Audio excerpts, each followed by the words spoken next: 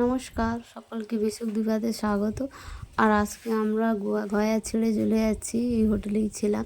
তো এখানে দেখো রান্না বান্না হচ্ছে, মানে আমরা সকালে বেরিয়ে যাচ্ছি, তার জন্য লাঞ্চেরও ব্যবস্থা এখান থেকে হয়ে যাচ্ছে, এখানে হয়ে গাড়িতে তুলে নেবে।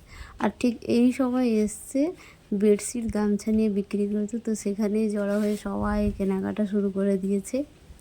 এবার আমরা গাড়িতে উঠে পড়ছি, আর গাড়িতে উঠে একদম দেখো বৌদ্ধ মন্দিরগুলো কি সুন্দর সাজানো, চাইনিজের মতন, মানে চাইনিজ যেরকম মন্দিরের ডিজাইন হয় ঠিক ওই রকমই করা, যেহেতু বৌদ্ধ মন্দির খুব সুন্দর লাগছে, খুব সুন্দর।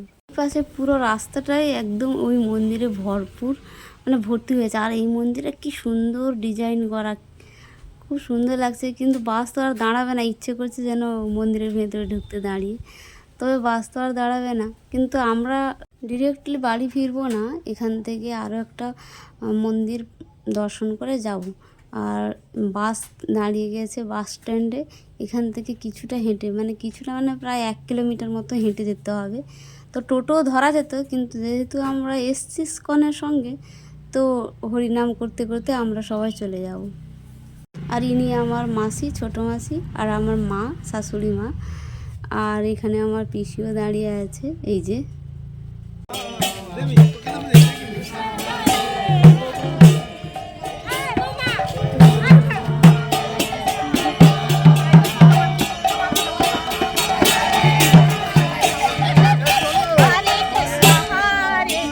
ভালো করে করতে হবে আর কি নিয়ে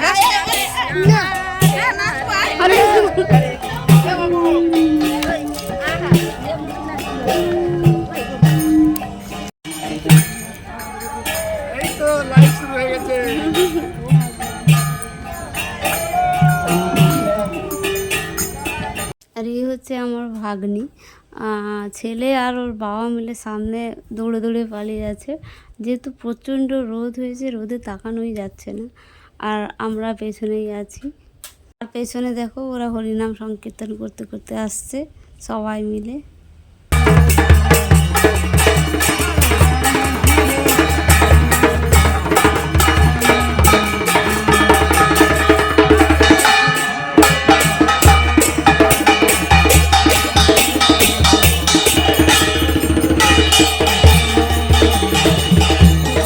আর এখানেও দেখো কত বড় একটা বুদ্ধদেবের মূর্তি, দেখো অলি গলি এখানে মানে বুদ্ধদেবের আমরা দেখতে পাচ্ছি। যেহেতু গয়া জায়গাটা, তো বুদ্ধদেবের মূর্তি সব জায়গায় আছে।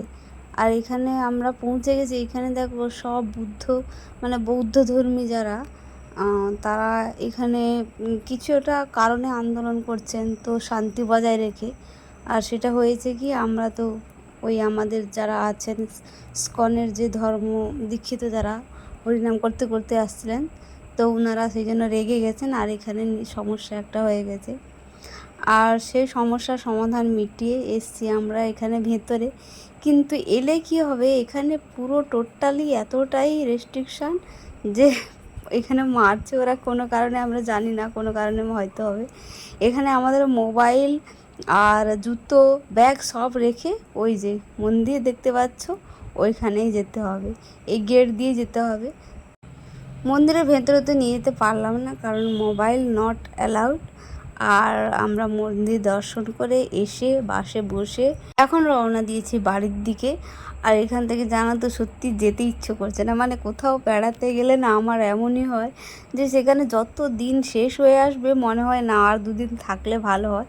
তো প্রথম যখন এসছিলাম তখন বিরক্তি লাগছিল, কারণ বাসের জার্নি এটা আমার ফার্স্ট টাইম। তো এখানে এসে যখন পৌঁছালাম, তখন মানে মহাকুম্ভে গেছি সোজা ডাইরেক্ট, মহাকুম্ভ থেকে অযোধ্যা থেকে এখানে এসেছি গয়াতে। তো সত্যি বলছি, এখান থেকে আর যেতে ইচ্ছে করছে না, কারণ এখানে আরও অনেক দেখার। কিন্তু বাস যেহেতু 6 দিন, তো 6 দিনে ব্যাক করতে হবে। এখানে যে জায়গাটা সুন্দর, খুব সুন্দর, যেটা হচ্ছে রাজগীর, সেটাও তো দেখা হলো না। তবে আমরা নিশ্চয়ই একদিন প্ল্যান করে এখানে আসবো, ওই রাজগীর দেখতে অবশ্যই আসবো, কারণ ওইখানে ওই কাঁচের যে ব্রিজটা আছে সেটা দেখার খুব ইচ্ছে আছে। তো আর কিছু করার নেই, ফিরে তো যেতে হচ্ছে, খুব মন খারাপ নিয়ে ফিরছি। এখন ওই হাই রোডে উঠে গেছি, হাই রোডের উপর দিয়ে আমরা যাচ্ছি। আর সত্যি কথা বলতে কি এখানকার রাস্তাঘাটগুলো ভীষণ চওড়া, ভীষণ সুন্দর লাগছে দেখতে। দুর্গা দুর্গা বলে এখন আমরা বাড়ির দিকে রওনা দিচ্ছি, ভালোই ভালোই পৌঁছে যাই। আর বাসে তো অনেক সময়ও লাগবে, যেহেতু মনে হয় রাত্রে 3টে-4টে হয়ে যাবে আমাদের বাড়ি পৌঁছাতে, বিহার থেকে যেহেতু। তো কেমন লাগলো ভিডিওটা অবশ্যই জানাবে, আর সাথে সাথে ভালো লাগলে একটা লাইক, কমেন্ট, সাবস্ক্রাইব অবশ্যই করে দিও। আর টাটা, সবাই ভালো থেকো, সুস্থ থেকো। দেখা হবে পরের একটি ব্লগে।